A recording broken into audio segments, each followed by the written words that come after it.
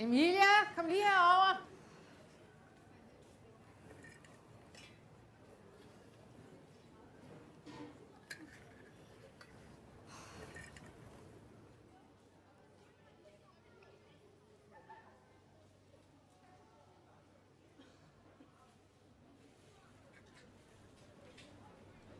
Men mor... Jo da. De er også de er rigtig fine, mor. Men hvad med denne her? Jeg har fundet sådan en virkelig sej en. Den har sådan en mønster. Den har sådan noget militær. Ja, Emilie, det er jo drengetøj. Ja, du skal da have en kjole på, når Susanne og hendes datter kommer over. Vi legede simpelthen så godt sammen dengang, du og Lise. Ja, det gjorde vi sikkert. Okay.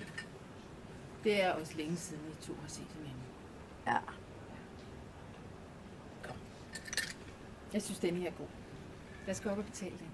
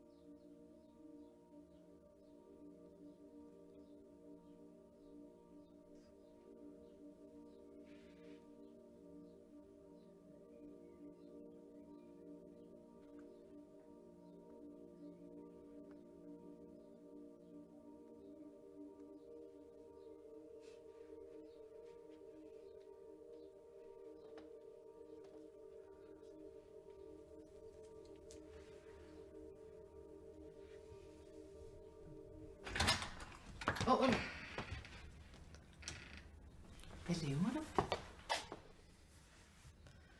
Ikke. Hvad er du gang i?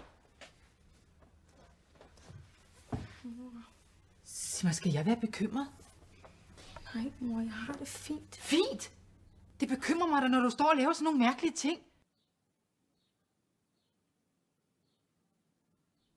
Det skræmmer mig da, Emilie. Hvad er der galt med dig?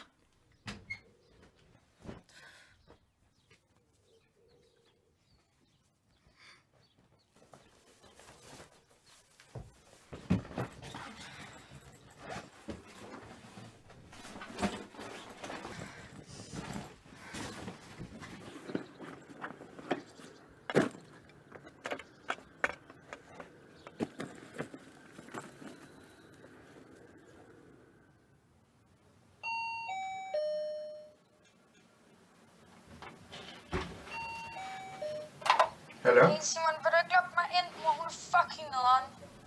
Du bliver nødt til at tage dig sammen. Altså, Du bliver nødt til at tage hjem, og du bliver nødt til at sige fra. det kan jeg ikke. Altså, Jo, du kan. nej, jeg kan Jo. ikke.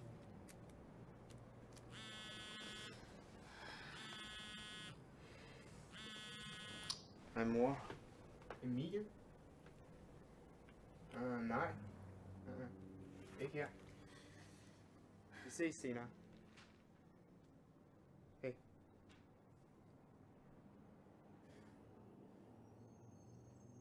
Du bliver altså nødt til at tage hjem. Altså, det kan jeg ikke. Jo, det kan du godt.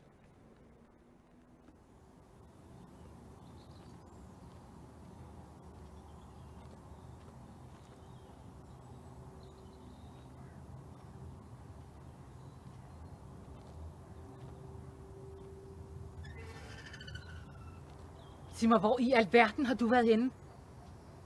Jeg har været Simon. Hos Simon? Ja. Nå. Skynd dig at komme ind. Gæsterne kommer om et kvarter. Jeg har lagt kjolen på sengen. Mor, det var fordi, at jeg tænkte på, om...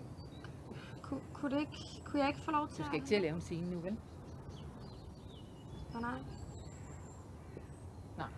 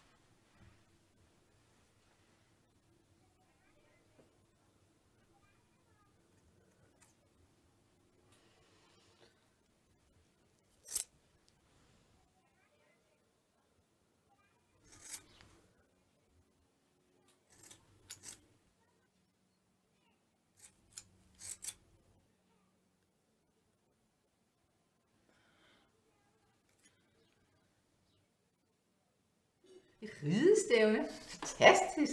Du må da være stolt, Susanne. Ja, du skulle have set hende ude. Hun gjorde det så godt. Hun tog hele dommerpanelet med storm. Virkelig godt.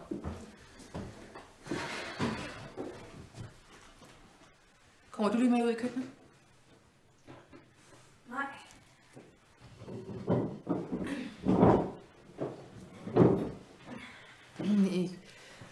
Emilie har fået en sygdom, som gør, at hendes hår er begyndt at falde af. Har du fået kræft, Emilie? Kræft?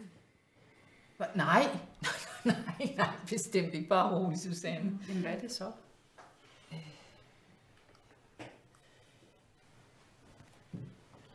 Jeg ved ikke, det hedder, skat.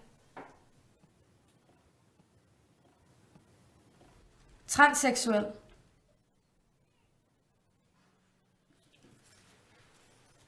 Er det en sygdom? Det er bare en forvirret fase. Forvirret teenager kan gå igennem. Susanne, prøv at forestille dig, at du har en kæmpe stor pik. Sådan en ordentlig sæser mellem benene. Ja, jeg forstår ingenting. Nej, det gør du nok ikke. Hvad for en scene kunne du tænke dig at starte med? Jeg tror, vi starter med den, ikke? Værsgo.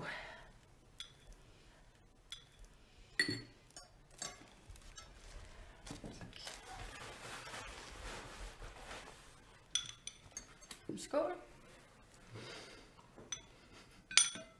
Dejlig påske.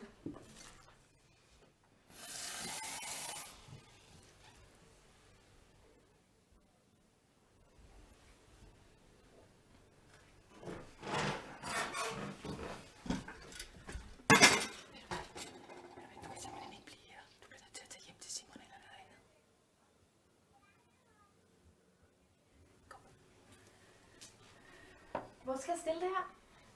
Stil du det der, søde Lise. Din mor og dig, I virker virkelig som om, I har fundet lykken sammen som mor og datter. Det er sgu som jeg har sagt. Undskyld, hvad mener du? Det er bare skide irriterende, at min mor prøver at få alting til at se perfekt ud.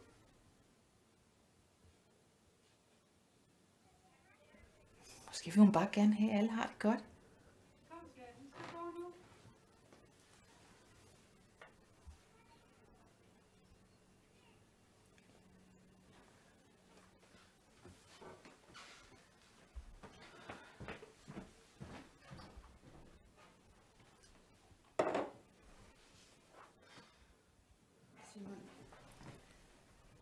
Simon, er jeg en dårlig mor?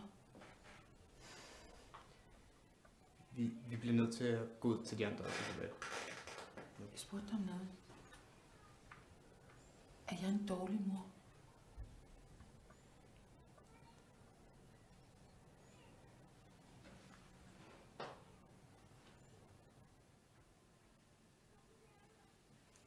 Ja.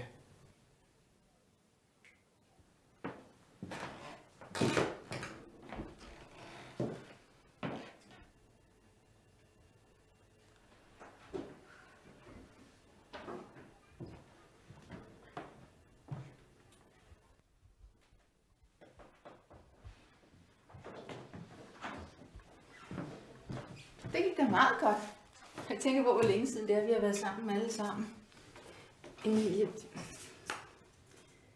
hvad siger du til, at vi tager ud og rejser lidt? Kunne det ikke være rart? Du har været så forvirret det sidste stykke tid. Kunne vi også få styr på alle de tanker, der foregår inde i dit hoved? Mor, hvad er det seriøst, du ikke forstår? Jeg er født i en forkerte krop. Det hjælper sgu da ikke noget med en eller anden lorteferie. Jeg forstår ikke det her, Emilie. Er det mig, du prøver på at straffe? Ved du hvad? Vi kan også bare droppe den ferie, vi kan. Men du har brug for hjælp. Du driver mig simpelthen til vandet. Jeg ved ikke, hvad jeg skal stille op med det her. Hvad snakker du om, mand? Jeg driver dig til vandet. Det skulle da mig, der er ved at blive fucking sindssyg. Alle det her julefrokost, eller hvad fanden det er. Det er sgu da ikke mig, for helvede. Det må jeg gerne ikke mere. Emilie, vi bliver nødt til at finde ud af det her sammen. Nå, du skal lade mig være, seriøst. Jamen, jeg vil jo bare hjælpe dig, skat. Ja, men jeg er en dreng! Hvad fanden laver du, mand?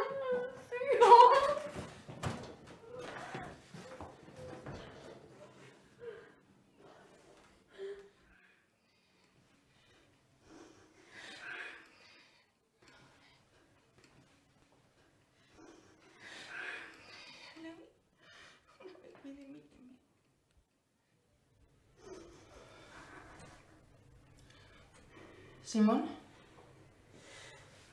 Jeg vil gerne have, at du tager dit slips af. Mit slips? Tag dit slips af.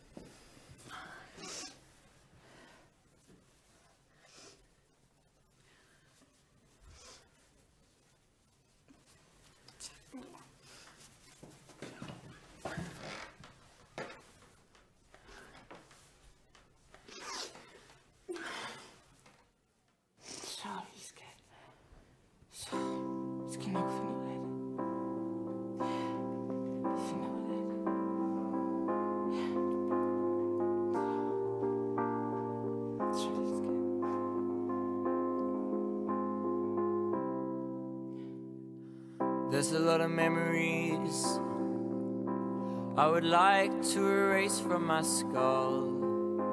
It was lurking at us for months.